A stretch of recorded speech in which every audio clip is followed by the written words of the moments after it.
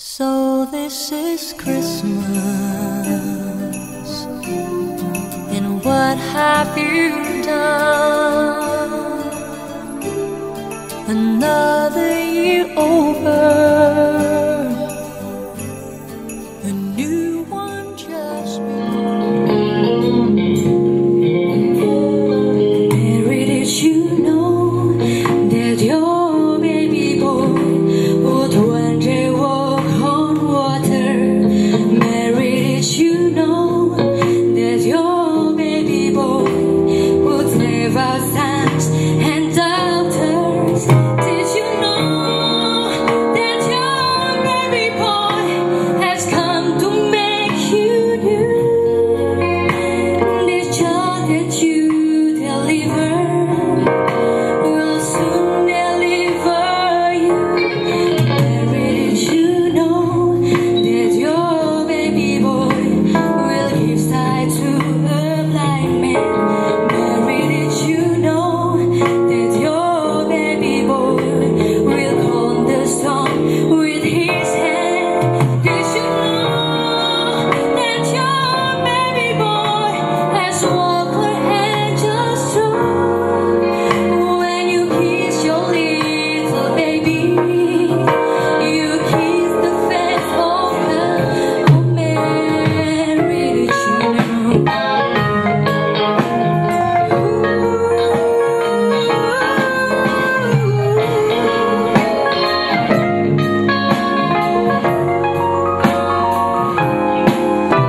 The blind will see, the deaf will hear, the dead will live again. The land will live, the tongue will speak, the praises of the Lamb. Mary, did you know that your baby boy is the Lord of all creation? Mary, did you know that your baby boy is heaven perfect land? Did you know that your baby boy is heaven perfect land? This sleeping child you're holding is the great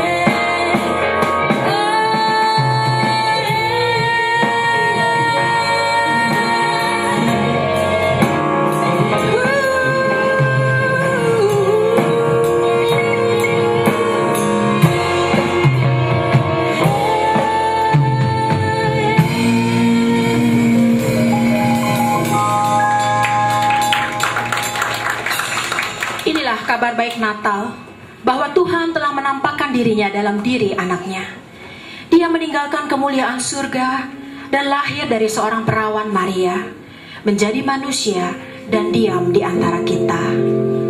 Ketika Kristus lahir di Bethlehem, seberkas cahaya ditempatkan pada jendela dunia yang diliputi kegelapan dosa. Dengan pengharapan akan kedatangan Tuhan Yesus Kristus, bangsa yang berjalan di dalam kegelapan telah melihat terang yang besar. Mereka diam di negeri kegelapan, atasnya terang telah bersinar.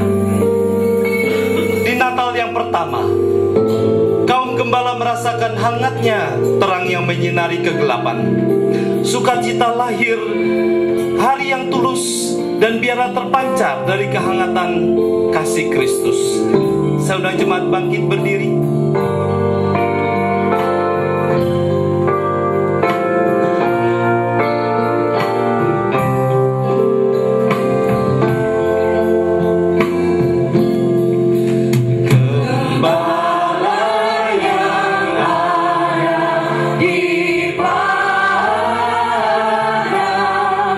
Menjaga kawan yang terkenal.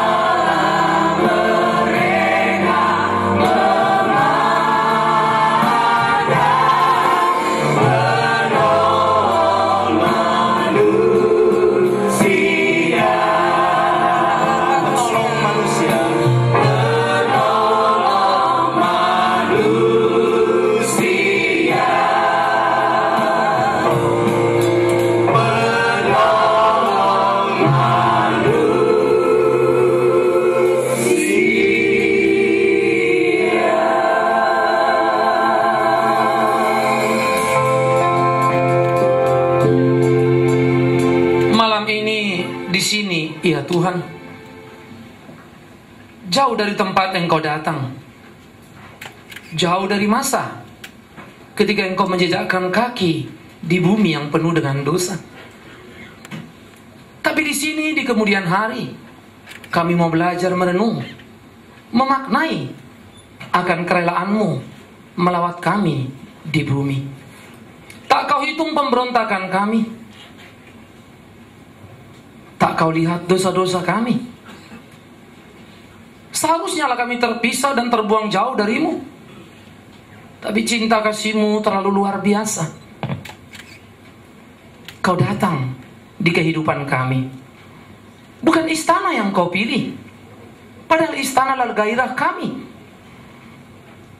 Bukan tempat mulia yang Kau duduki, padahal kemuliaan adalah mimpi kami. Kau lahir di kehinaan, itu kami tidak suka. Kau ada di keterbatasan, itu selalu kami ingkari. Kau beri diri, itu kami tak pernah rela. Diri kami adalah kami, milik kami. Kami tak akan berbagi bagi siapapun, kecuali untuk diri sendiri. Kau ajarkan kami apa yang tak pernah kami lakukan. Kau lakukan apa yang kami benci, padahal itulah kebenaran. Natal menelanjangi tiap kami dengan semangat diri yang salah. Natal membawa kami kepada cermin kehidupan untuk berkaca betapa luar biasanya Tuhan di hidup kami. Di hari-hari kami melakukan apa yang menjadi kehendaknya. Natal malam ini, di bumi, di kediaman kami, Kau tinggalkan surga mulia. Malam ini, di terang lilin ini, biarlah kami menemukan kesejatian kebenaran dalam perenungan pemaknaan Natal yang sejati. Segala puji, hormat kembali padamu, ya Tuhan, Tuhan kami, Yesus Kristus, Natal yang sejati. Amin. Silakan saudara duduk.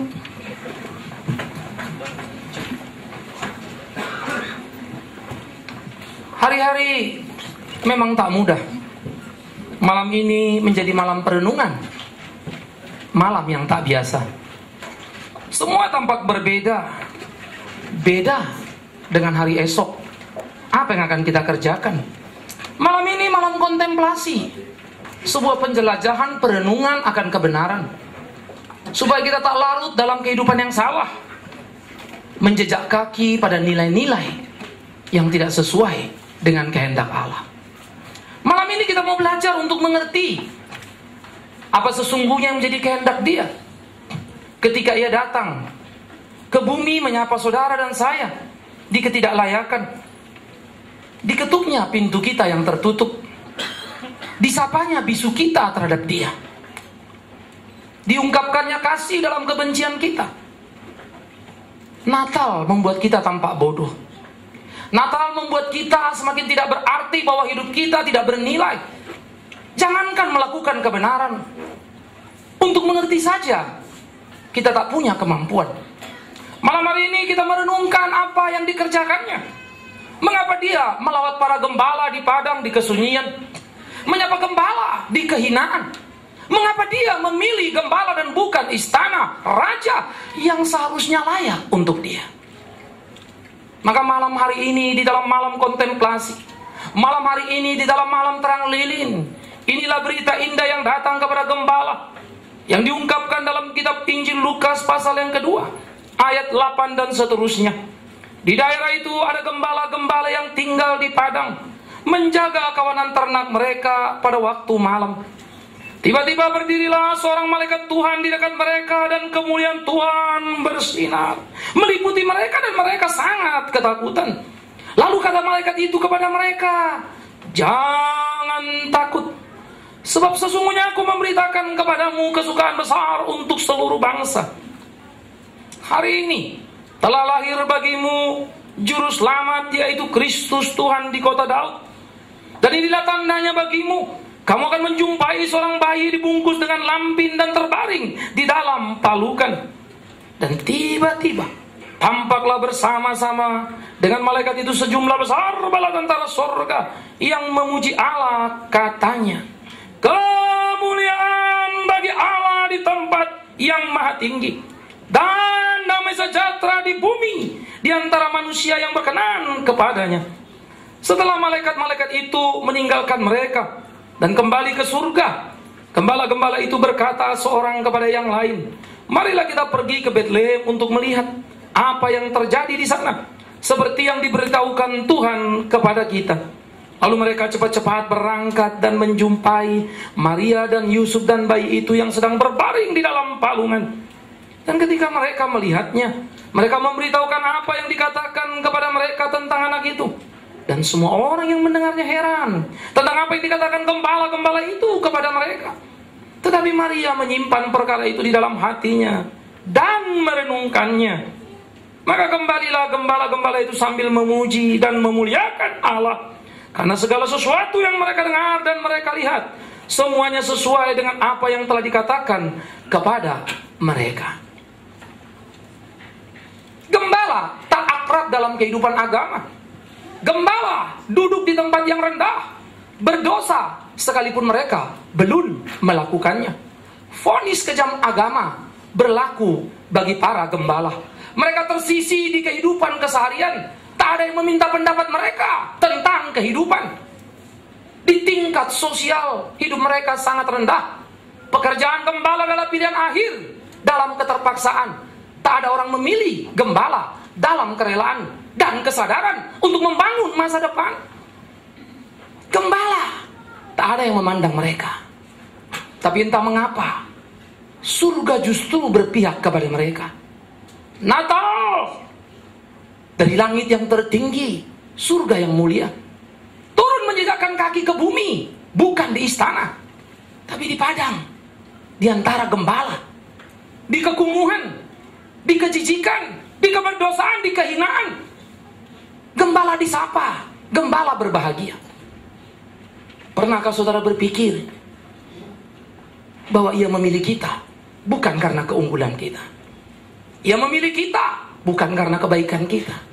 Ia memilih kita bukan karena apa yang bisa kita lakukan untuk dia. Ia justru memilih kita di ketiadaan kita. Ketiadaan yang justru sulit untuk kita adakan di kehidupan. Ketiadaan sebuah penyangkalan bahwa aku tiada, hanya dia yang ada di dalam hidupku. Ketiadaan adalah lekuk lembah yang begitu luar biasa, meniadakan rasa kemanusiaan kita, meniadakan rasa kebanggaan kita, yang justru menjadi mimpi dari hari ke hari, yang kita cari, kita kejar setiap hari. Ketiadaan menjadi sahabat Natal. Ketiadaan gembala membuat mereka beruntung, karena mereka ada pada Natal yang sejati. Di kesunyian, di malam, di kesepian, di kedinginan, sapaan malaikat menghentak batin mereka. Hati penuh dengan tanda tanya, mengapa malaikat datang kepada saya? Tak ada jawab yang mereka temukan. Tapi berita itu cukup jelas bagi mereka. Berbahagialah engkau, karena hari ini lahir sudah Sang penguasa dan pemilik dunia, Kristus Yesus Tuhan. Pergilah dan jadilah saksi mata. Pergilah dan pergilah dan pergilah bertemu dengan dia. Sementara ahli Taurat, Farisi yang merasa selalu hidup suci, seminggu berpuasa 2 kali, berbicara kebenaran bolak-balik di dalam kehidupan. Mereka tak ada di sana, mereka tak jadi saksi. Sekalipun mulut mereka melantunkan nada tentang pengharapan, sekalipun tiap kali mereka berteriak tentang Mesias yang akan datang, mereka tak dilibatkan dalam Natal yang sejati. Petinggi-petinggi agama ternyata busuk di depan mata Allah. Mereka hanya memuaskan diri, membangun mahkota untuk sendiri. Kebanggaan-kebanggaan kosong, kepuasan perut mereka menjadi konsentrasinya. Mereka mengambil keuntungan dari ketakutan jemaat. Mereka tak peduli kemiskinan. Mereka masih menghisap bagaikan lintah yang tak pernah puas akan darah. Itu yang mereka kerjakan. Surga turun singgah di bait Allah. Karena di bait Allah tak lagi ada Allah bait. Di bait Allah tak lagi ada Allah bait, karena Allah bait justru ada di tempat yang hina. Palungan tempat ia tertidur, kain lampin murah untuk membungkusnya. Sungguh Natal tak elok dipandang mata. Sungguh Natal tak menarik untuk kita renungkan bersama. Tak ada keunggulan yang luar biasa di sana. Tak ada gegap gempita cerita bahwa ada orang sakit dan mau mati sembuh di sana. Tidak ada kisah cerita bahwa orang miskin mendadak menjadi kaya. Tidak ada kisah dan tidak ada cerita mujizat yang besar yang terjadi. Karena ternyata mujizat sejati adalah cinta kasih. Mujizat sejati adalah kerelaan surga untuk melawat bumi yang penuh dengan kenajisan. Bumi yang menjadi musuh surga dilawat dan ditemukan. Dipeluknya dalam kehangatan, dipilihnya orang dalam ketiadaan. Itulah Natal. Jangan sampai kita melangkah demi langkah di kehidupan, terjebak pada rutinitas hari-hari pelayanan. Jangan sampai kita hanya menaikkan doa dan doa yang tak pernah singgah di surga, berteriak, meneriak nama Allah, tapi kita tak ada di pelukannya. Jangan sampai kita terjebak pada hiruk-pikuk dunia yang sangat menakutkan, hiruk-pikuk dunia yang sepertinya penuh dengan kegemerlapan, tetapi hati yang ada dalam kegelapan, kegetiran, kepahitan, amarah dan dendam mewarnai hari-hari. Natal mengajar kita untuk pergi ke ketiadaan, menjadi seperti gembala, dipojokkan, disudutkan oleh dunia, tapi dibela oleh Allah. Natal yang sejati membawa gembala mendengarkan berita sukacita, nyanyian indah malaikat sorga, lebih dari nyanyian, paduan suara terkenal di dunia. Tak ada yang mampu menandinginya, tetapi yang mendengarnya bukan kumpulan para raja. Yang mendengarnya bukan bangsawan yang mampu membayar. Nyanyian surga yang langka, paduan suara bala tentara sorga, diperdengarkan justru kepada gembala, bukan pemuka agama. Camkan betapa indahnya Natal bagi mereka yang papa. Betapa indahnya Natal bagi mereka yang berani tiada. Tak jadi penting apa yang kita punya, justru yang jadi penting apa yang kita tidak punya. Natal, surga tak menyapa kekayaan dan keunggulan kita. Natal, surga tak gembira hanya karena kita mengunjungi penjara. Natal tak membuat surga mampu tertawa hanya karena kita membagi-bagi berkat bagi yang papa, yang miskin. Tetapi Natal penuh dengan kesukacitaan. Natal surga akan mampir di hati yang penuh dengan kegalauan, yang berteriak di dalam kesungguhan, Tuhan, ini aku yang berdosa kepadamu. Bagaikan anak yang hilang yang berteriak, aku berdosa kepada surga. Natal akan ada di sana. Pernahkah kita mampu ke sana? Itu yang menjadi pertanyaannya. Pergi ke tempat mulia adalah hal yang mudah. Memuaskan hati dan seluruh keinginan diri, itu sangat sederhana. Tapi menjadi seperti apa yang Tuhan kehendaki, itu yang paling susah. Hidup menjadi sebuah misteri. Natal menyibak satu demi satu. Natal, Allah berpihak pada gembala. Kemuliaan bagi Allah di tempat tinggi. Bukan saja ada dalam nada-nada yang indah, tapi kata-kata yang berbobot luar biasa. Damai sejahtera di bumi di antara manusia. Tapi itu bukan kata obralan untuk setiap orang. Tidak. Ternyata itu berbatas, bertepi, hanya berlaku bagi mereka yang diperkenan olehnya. Tak ada damai bagi mereka yang tak mendengar dia. Damai hanya bagi mereka yang berkenan di hadapannya. Malam hari ini menjadi malam perenungan kita. Adakah Natal mampir di kehidupan? menyapa penuh dengan kelembutan? Adakah Natal mampir di kehidupan, mengisi kekosongan, menjawab jeritan dan pengakuan? Adakah Natal Allah berbahagia karena kita anak hilang yang telah kembali ke pangkuan Bapa?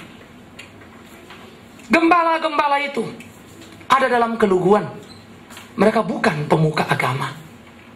Gembala-gembala itu hanya orang biasa, tapi mereka dibela oleh surga. Gembala-gembala itu tak pernah punya harapan dan masa depan. Bagi mereka kenikmatan hanyalah sebuah angan-angan, malam dan tidur yang menyenangkan hanya ada di ufuk impian, tak pernah menjadi kenyataan. Tapi malam hari itu, Natal itu, hati mereka bersorak luar biasa. Lebih dari apa yang bisa dibayangkan orang, sekarang mereka punya kunjungan surga. Pernahkah saudara berpikir bahwa seringkali kita melewati Natal tanpa pemaknaan? Pernahkah saudara berpikir kita terjebak pada hiruk pikuk Natal? Pernahkah saudara memperhatikan bahwa para panitia Natal terjebak hanya untuk mengatur barisan artis pemuji yang ternama dan tersohor? Pernahkah saudara berpikir panitia Natal begitu sibuk dengan segala aksesori yang harus ditampilkan dan diadakan untuk gengsi sebuah Natal? Pernahkah saudara berpikir para pendeta asik dengan berbagai khotbah Natal, dari yang biasa-biasa hingga yang luar biasa? Pernahkah saudara berpikir hiruk pikuk dan banyaknya orang yang datang pada Natal, tapi Kristus tidak ada di sana? Kristus terpojok sendirian, tak ada yang memperhatikan dia, karena semua mata hanya melihat deretan artis yang luar biasa. Semua telinga hanya mendengar khotbah dengan jok-jok yang penuh dengan canda dan tawa. Tetapi Kristus terpojok kembali kepada Natal pertama, ketika dia mengetuk pintu itu, dan tidak ada pintu yang terbuka baginya. Semua lelap tertidur. Ketukan demi ketukan tak lagi bermakna, karena semua asik dengan sejuta mimpi, tak rela terganggu, sekalipun itu pemilik dunia. Kita menolaknya. Mari kita belajar merenungkan berapa banyak kita mengalami kegagalan dalam pemaknaan Natal. 24 Desember, 25 Desember, ketika aku terbaring di sakitku, di rumah sakit di Opnam, di sana rasa terhilang banyak peluang. Batinku menjerit. Izin ku ajukan untuk bisa berkhotbah, berangkat ke gereja. Tapi pendapat dokter harus dihargai. Ia tak memberikan dan meminta aku tetap di sana. Hati bergolak. Rasanya ada satu tugas mulia yang harus dikerjakan, berkhotbah tentang Natal. Tapi Tuhan mau yang berbeda. Kali itu ia tak ingin mendengar khotbahku. Kali itu ia tak ingin aku berdiri. Yang diinginkannya justru kesunyianku dan kesediaanku untuk mendengar suaranya. Hari itu, sakit itu, Opnam itu, rumah sakit itu, kesunyian itu, kesendirian itu, justru membuat aku mendengar suaranya. Tersentak dan tersadar bahwa aku seringkali salah dalam melangkah. Di hiruk pikuk khotbahku, aku lupa mendengar dia. Di kegiatan pelayananku, seringkali ia tertinggal, tak kulibatkan bersama. Kupikir aku sudah menyenangkan dia. Ternyata dalam pikirku, ia tak merasa. Ada yang lain, ada yang berbeda. Maka 1 tahun lalu, di dalam bilangan hari yang panjang tetapi juga pendek, hatiku bersyukur aku pernah sakit di malam Natal. Hatiku bersyukur Aku tak bisa berkhotbah karena harus mendengarkan kata-kata Yesus yang indah. Kesendirian, rasa kecewa, kesepian harusnya jadi pusat perhatian, membuatku ada pada posisi yang berbeda. Mulai merenungkan pemaknaan akan makna Natal itu. Aku tersentak. Namanya seringkali ku sebut, tapi tak selalu ia menguasai hidupku. Ku teriakkan dia raja, tapi tak selalu ia ku perlakukan seperti itu. Ku sebut dia sumber segala-galanya, tapi aku kecewa kalau tak mendapatkan apa yang aku rindukan di kehidupan. Mendadak aku merasa menjadi bodoh. Harus merenung kembali pemaknaan melayani Tuhan. Ternyata melayani Dia bukan apa yang bisa kukumpulkan dan bagaimana hidupku berubah dan menggapai masa depan yang lebih menjanjikan. Ternyata melayani Dia justru adalah peniadaan diri yang sekali lagi tidak kusukai. Ternyata melayani Dia adalah melakukan apa yang Dia mau, bukan apa yang aku mau. Aku tak bisa bermain lagi dengan kata-kata. Seakan-akan ini berkat Dia, sehingga aku bisa menikmati apa yang ada. Karena ternyata di sana banyak usahaku dengan caraku, sehingga aku mendapatkannya. Aku mesti belajar betul menikmati berkat-berkatnya dan tak terikat pada berkat-berkat itu. Aku menerima berkatnya, tapi semakin melekat kepada Dia ternyata sulit dan tak mudah. Berkat yang limpah membuat kita terikat pada berkat, lepas dari Sang Khalik yang memberikannya. Gembala berbahagia kenapa? Karena mereka tidak punya apa-apa. Gembala berbahagia kenapa? Karena mereka hina dan tidak pernah merasa mulia. Gembala hina kenapa? Karena mereka gembala yang dihina. Tapi berbahagia kenapa? Karena Natal berpihak pada mereka. Alangkah menyenangkannya. Tapi kisah ini tak mengajak saudara untuk memiskinkan diri. Pasti itu bukan kehendak sorga. Kisah ini tak mengajak saudara untuk kembali ke abad pertengahan, menjual seluruh harta, lalu memberi diri kepada Allah, menyiksa diri, askeze, seakan-akan penderitaan membuat kita dekat kepada Dia. Tidak. Kekayaan itu berkatnya. Kemiskinan, Dia pun ada di sana. Kaya dan miskin, Ia yang membuatnya. Tidak ada yang salah di sana. Yang salah adalah ketika kita menyikapinya. Yang salah adalah ketika kita berdiri di sana, menangis dalam kemiskinan, meratap dan mengenis, menghina diri kita, berkeluh kesah tentang sulit kita, seakan-akan kita manusia yang paling sengsara di kolong langit ini. Atau di kekayaan muncul kekuatan akan masa depan, dan kita berpikir kita bisa menjamin semuanya, mengatur segala-galanya. Di kekayaan kita justru lupa bergantung kepada Dia.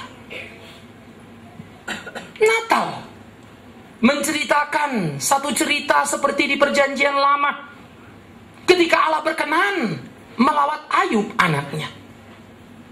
Ayub yang ada menemukan Allah di ketiadaannya. Ketika harta lenyap sudah, kebahagiaan akan keturunan sirna karena semua mati, kehilangan nyawa. Istri meninggalkan dia. Teman-teman berlagak suci dan coba menghakiminya. Tak ada yang berpihak kepada dia. Penyakit pun datang mengambil sehatnya. Ayub terpojok sendiri dalam kehinaan diri. Kata-kata jahat datang dari mulut yang tak bertanggung jawab, yang berpikir suci dan merasa punya hak untuk menghakimi. Itulah teman-teman Ayub. Tahukah engkau, itu menjadi lukisan Natal yang indah sama seperti gembala. Karena di ketiadaan, di kehilangan, justru Ayub menemukan cinta kasih Tuhan. Dalam kata yang indah, Ayub berkata, "Ya Tuhanku, dulu aku mendengar namamu dan mengetahui siapa engkau dari tutur kata yang sampai ke telingaku. Tapi hari ini aku tahu engkau karena bertemu muka dengan muka di ketiadaan Allah ada. Di kesunyian Ayub damai. Di kehilangan Ayub menemukan. Natal ada di sana. Mampukah kita membawa Natal di hidup kita? Membuat diri kita bagaikan kandang yang kotor, di mana dia lahir dan ada di sana.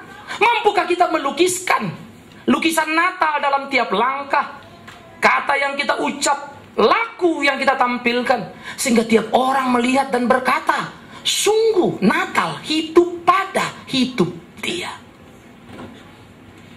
Pernahkah engkau mendengar gerutuan banyak orang tentang gereja? Pernahkah kau mendengar gereja bagaikan istana, tak peduli yang susah? Pernahkah kau mendengar gerutuan orang miskin? Mereka berpesta, meneriakkan nyanyi damai sejahtera, tapi mereka hanya mengisi perutnya. Si miskin tak terbagi, tak bisa menikmati apa yang kita nikmati. Kita terjebak pada standar Natal yang salah. Malam hari ini jadi malam perenungan. Dekor interior ruang yang indah, segala fasilitas elektronik yang ada, hiasan kembang yang menyedapkan mata, tak boleh menjebak kita. Natal bukan itu.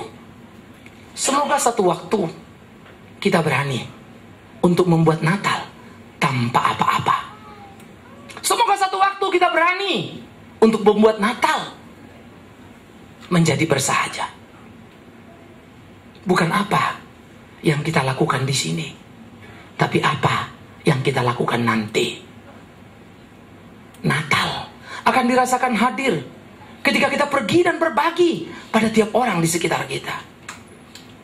Buatlah orang-orang miskin merasakan Natal karena kita berbagi dengan mereka. Natal berpihak pada gembala. Biar juga kita melakukan hal yang sama kalau memang Tuhan hidup di hidup kita. Kristus datang memilih Bethlehem, kota kecil, bukan Yerusalem, pusat agama. Kristus datang dengan fasilitas yang sama sekali tidak memadai dan tidak mencerminkan keilahian, tetapi itu yang dia lakukan. Disangkalinya keilahiannya, direlakannya dirinya untuk lahir dalam kepapaan, supaya tiap orang bisa datang dan tak segan ke sana. Mari mulai kita berpikir tentang hidup kita. Jangan sampai kita terjebak pada kelas-kelas yang salah, membuat orang susah menjangkau kita. Jangan sampai kita terjebak pada kumpulan harta yang salah, membuat orang tak berani mendekat pada kita. Mari hidup membumi, menjadi orang kaya yang rendah hati. Mari hidup membumi, menjadi orang miskin yang menikmati hari-hari.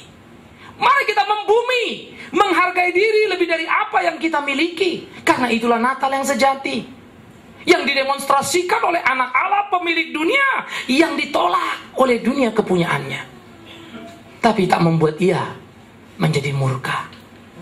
Kasih diteruskannya, mujizat itu menjadi kenyataan, menyentuh kehidupan, menyibak dan merubahnya, membuat kita terpana dan menemukan diri kita ternyata salah. Kiranya Natal menolongmu, menolongku menemukan kesejatian makna. Di sakitku tahun lalu, ku angkat tanganku bersyukur padanya. Aku mulai mengerti, menikmati kehadirannya, tak hanya di kesehatan yang luar biasa. Di ketiadaanku, aku harus jujur, justru seringkali menemukan pergumulan yang sangat dekat dengan dia. keunggulan, kelebihan memang seringkali jadi umpan malapetaka yang membuat diri kurang bergantung kepada Dia. Hidup memang tak mudah. Godaan kenikmatan sangat luar biasa. Zona kenikmatan sangat mengerikan. Ia mengikat kita.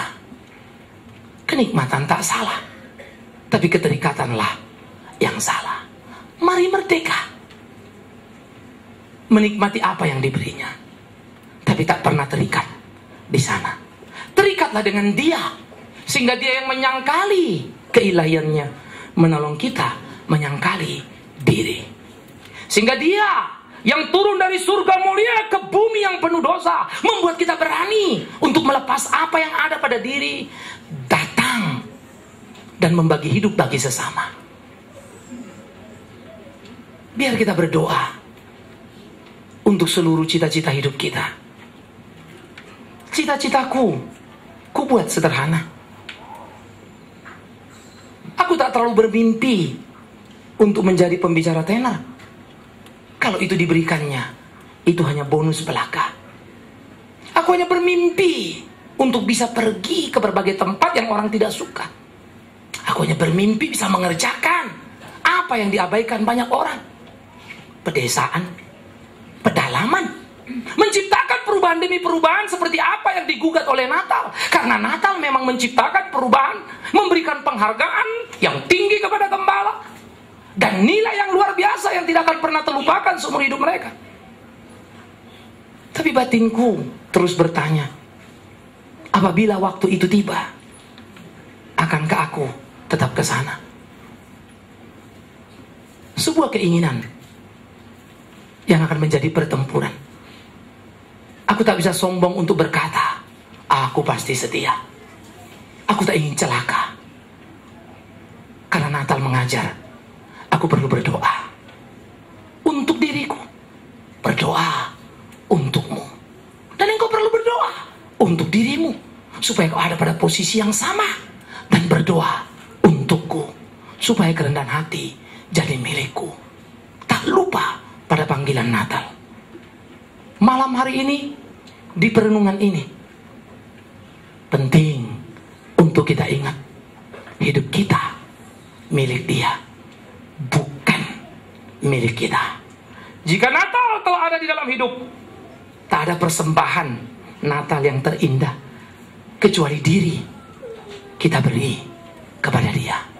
Maka percayalah, cinta kasih akan turun, masuk di dalam hati, menguasai segenap kehidupan, melukiskan kebahagiaan, membuat kita melonjak dan penuh harapan, menatap masa depan dengan penuh kepastian.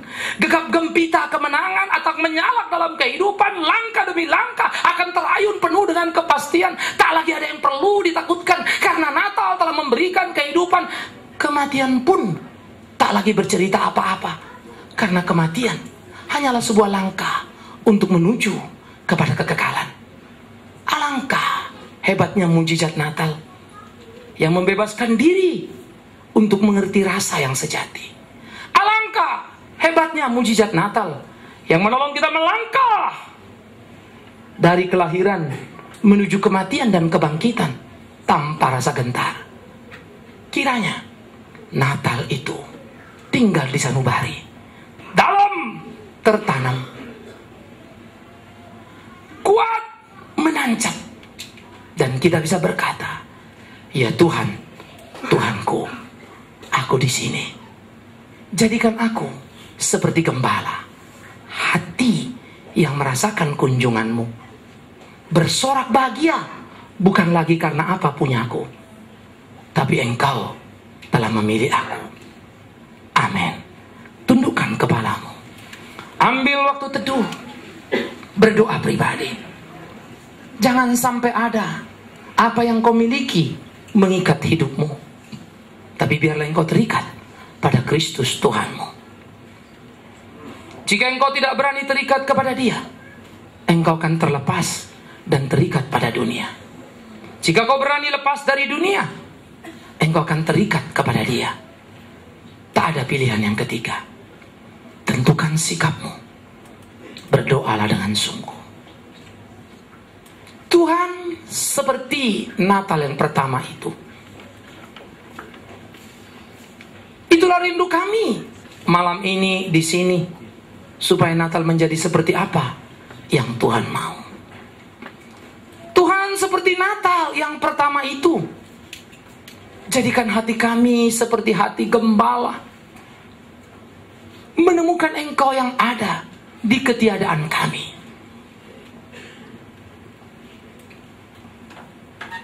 Merasakan kekuatan-Mu di kelemahan kami. Menikmati kehadiran-Mu di kehancuran hati. Kami tak bisa mencipta itu dengan kekuatan diri.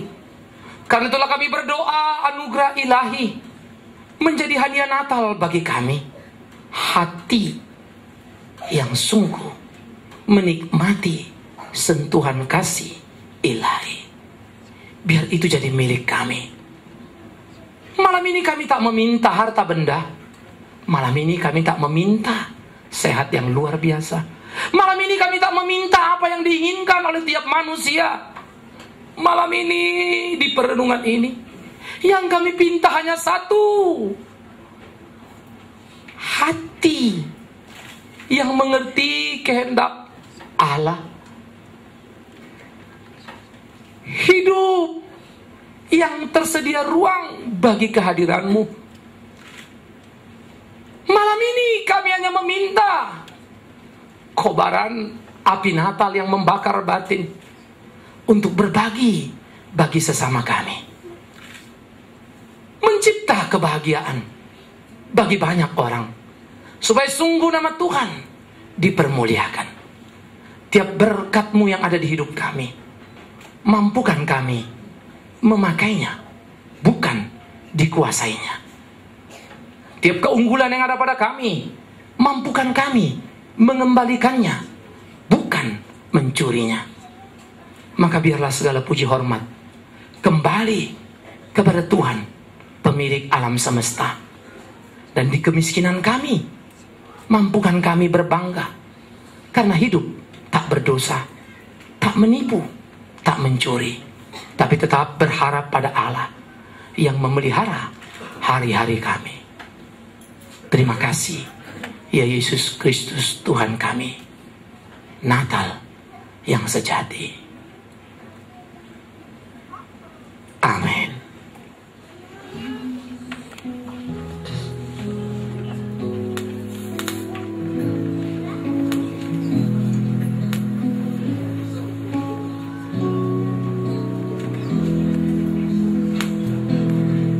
Seribu lilin nyalakan di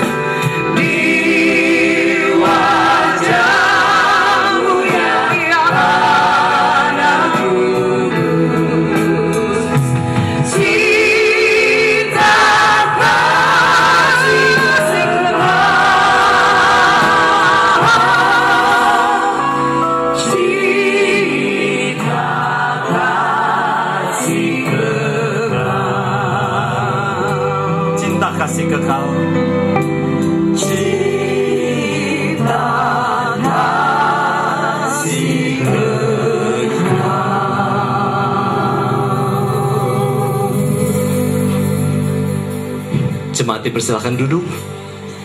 Saudara yang kekasih, malam hari ini adalah malam kontemplasi.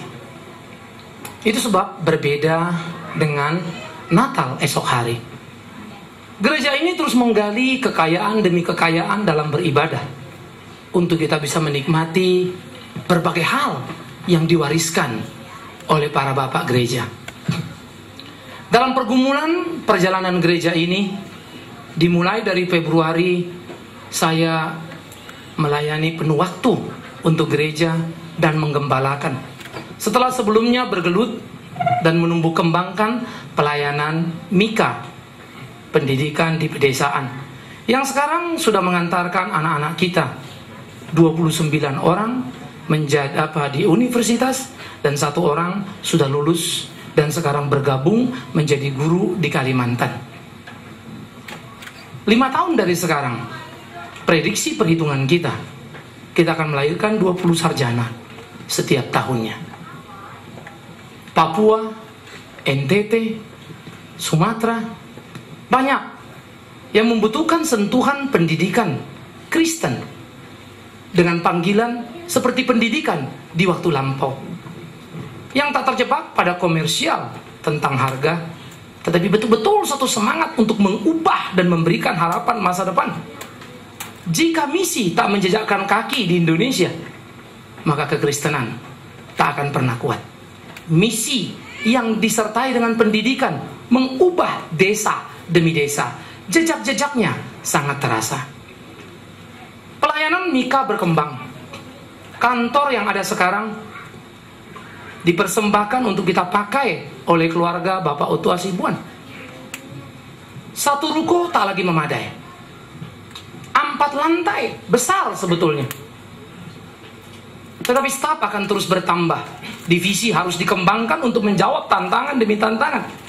Belum lagi nanti akan ada pembagian area Indonesia Timur, Indonesia Barat dalam pelayanan. Maka untuk menjawab ini, ruko di sebelah akan dijual. Kita coba untuk membelinya.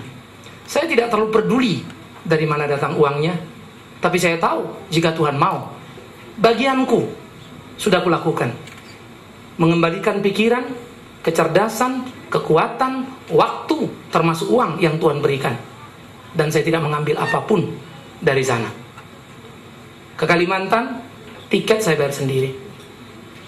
Saya tidak suka menyuruh orang untuk memberikan dukungan dana tanpa saya melakukan.